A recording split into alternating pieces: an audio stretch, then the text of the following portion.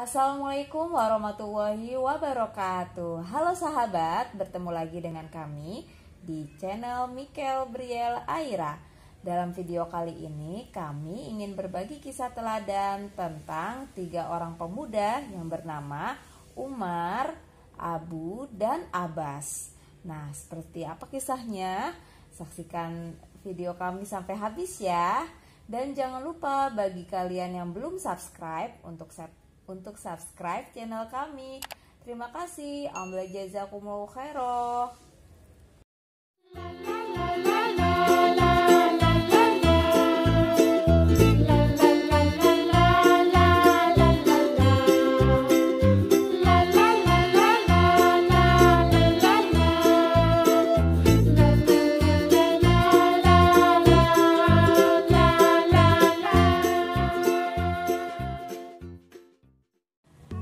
Dahulu kala di sebuah desa terpencil dekat hutan dan lembah, hiduplah 3 orang pemuda bernama Umar, Abu, dan Abbas.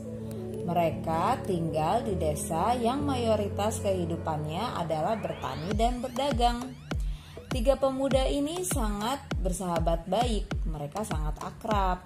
Kemana-mana mereka selalu bersama-sama. Tetapi mereka mempunyai sifat yang berbeda-beda.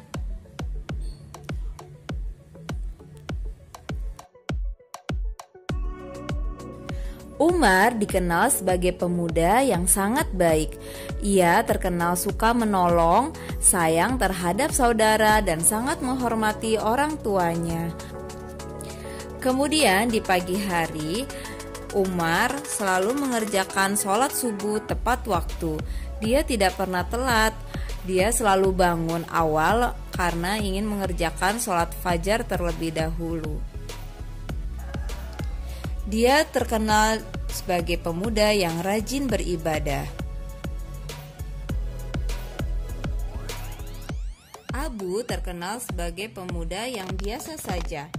Kadang-kadang ia mengerjakan sholat subuh tepat waktu, tetapi kadang pula dia tidak mengerjakan sholat subuh tepat waktu, bahkan dia meninggalkan sholat subuhnya.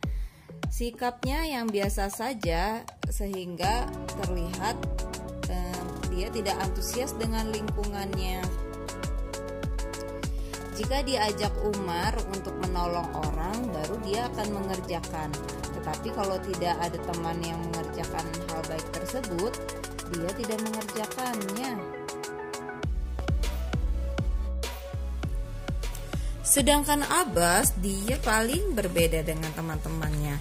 Dia sangat pemalas. Dia tidak pernah mengerjakan sholat subuh. Bangunnya saja selalu kesiangan.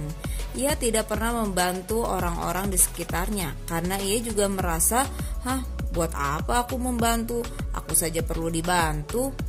Dia pun tidak perhatian kepada keluarganya. Walaupun begitu, mereka tetap berteman baik dan selalu pergi bersama-sama.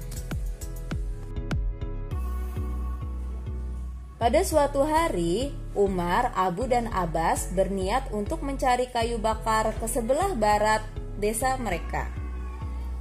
Teman-teman, ayo kita cari ke daerah sana yuk, ke daerah barat. Siapa tahu di sana kita akan mendapatkan lebih banyak kayu bakar. Baiklah Umar, aku setuju. Bagaimana Abbas? Aku rada males sih, karena di sana terlalu jauh. Tapi karena kalian pergi juga, ya sudahlah, aku ikut juga. Akhirnya mereka tiba di hutan sebelah barat desa mereka. Dan mereka benar mendapatkan banyak sekali kayu bakar. Sampai akhirnya di tengah hari hujan turun dengan derasnya. Wah teman-teman, hujannya semakin lebat. Bagaimana kalau kita berteduh di gua itu tuh? Ayo kita ke sana. Iya, ayo. Aduh, aku udah kebasahan nih. Iya, cepat. Nanti kayu bakar kita keburu basah.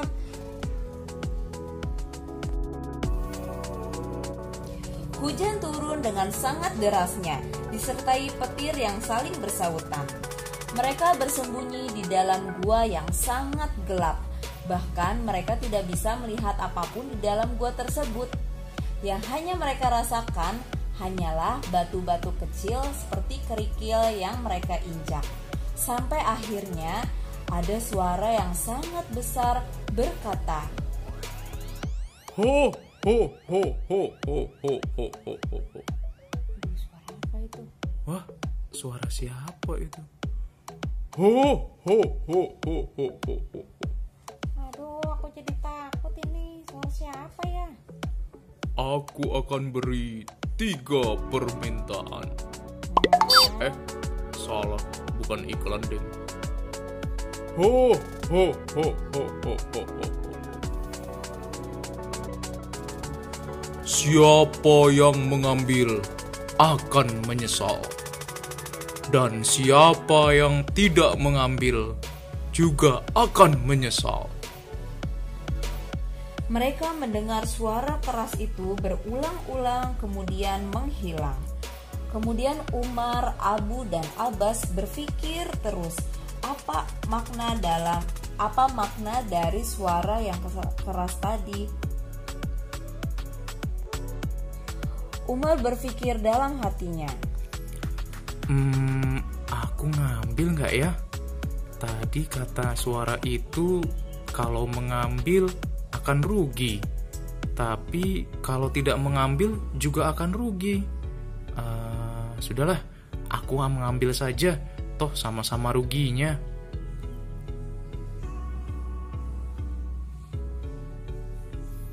Nah, sepertinya sudah cukup nih. Sudah banyak kantong di celana dan di bajuku sudah penuh semua.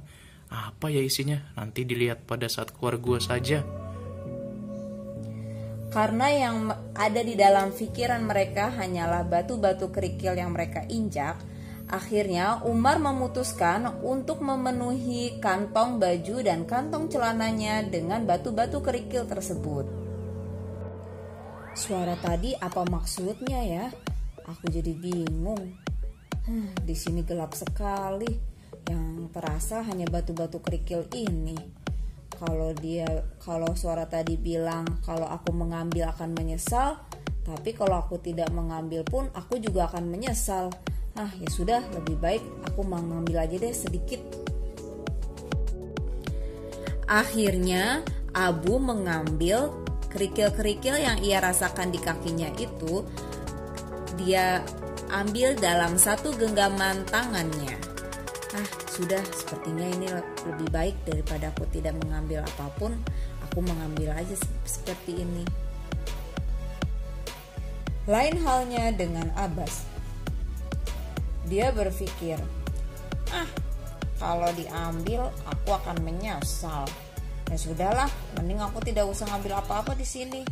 Aku datang dengan tangan kosong. Ya sudah, aku keluar pun juga tidak mau mengambil apa-apa di dalam gua ini. Akhirnya Umar, Abu, dan Abbas mencari jalan keluar dari gua tersebut.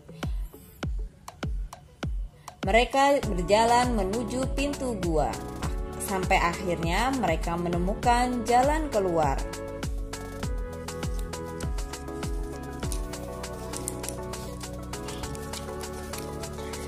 Setelah mereka keluar, mereka berlari yang sangat kencang menjauhi gua tersebut karena mereka masih dihantui rasa ketakutan. Kemudian setelah langit cerah dan hujan pun telah berhenti, mereka langsung membuka pada apa yang mereka telah ambil dari gua tersebut.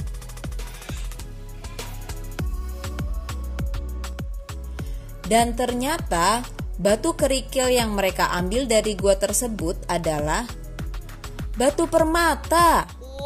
Batu permata yang sangat berkilauan dan harganya pasti sangat mahal. Wah, alhamdulillah.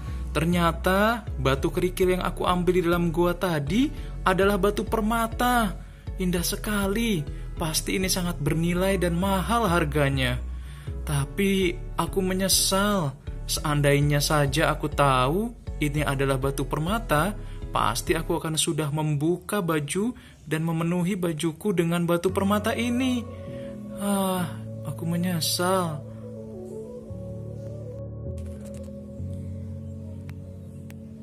Abu berkata, bagaimana ini, aku hanya mengambil segenggam saja. Umar, kamu cukup banyak mengambilnya. Aku sangat menyesal tadi. Mengapa aku tidak memenuhi kantong bajuku dan kantong celanaku dengan batu permata tersebut? Aku sedih sekali. Seandainya tadi kita tahu kalau itu batu permata, pasti aku akan mengambil lebih banyak sepertimu, Umar. Wah, bagaimana ini? Aku tidak mengambil sedikit pun. Umar dan Abu, kalian sudah mengambil cukup banyak menurutku, sedangkan aku tidak mengambil sama sekali. Aku sungguh-sungguh menyesal.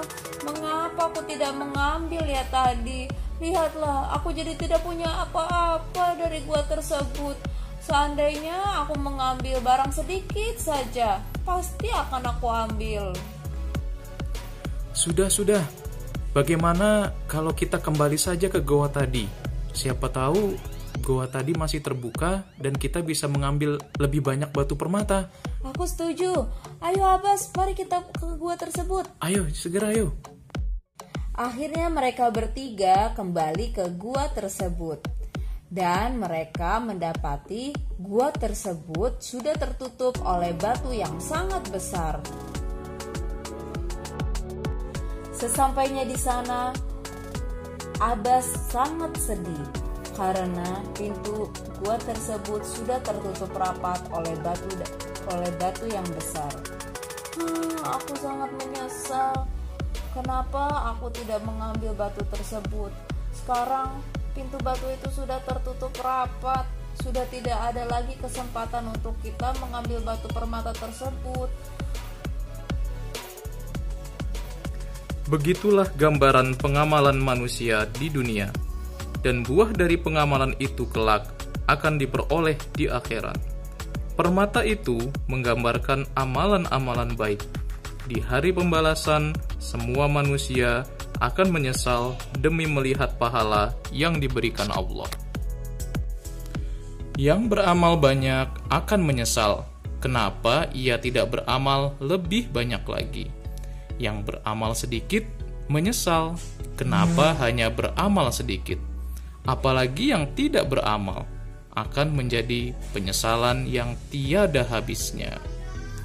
Gua menggambarkan dunia di mana belum bisa dibedakan antara orang yang beramal banyak, sedikit, maupun tidak beramal sama sekali, sebab balasannya belum kelihatan.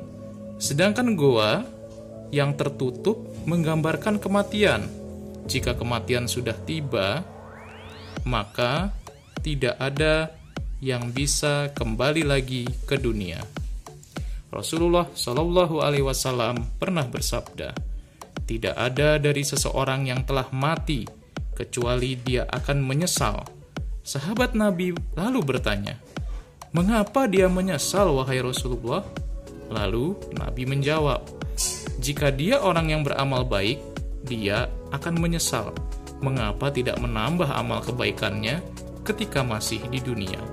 Dan jika dia orang yang beramal jelek, dia juga akan sangat menyesal. Mengapa dia tidak mencabut atau bertaubat atas amal jeleknya ketika di dunia? Cerita ini bersumber dari hadis riwayat Tirmidzi dan hadis riwayat Baihaqi. Demikianlah kisah teladan tentang Umar, Abu, dan Abbas dalam cerita perumpamaan amalan. Nah, adik-adik, semoga bisa bermanfaat dan barokah ya ceritanya. Akhir kata, kami ucapkan syukur. Alhamdulillahi jazakumullahu khairah. Terima kasih sudah menonton di channel kami.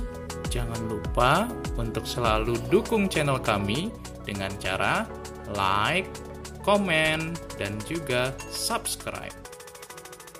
Dadah!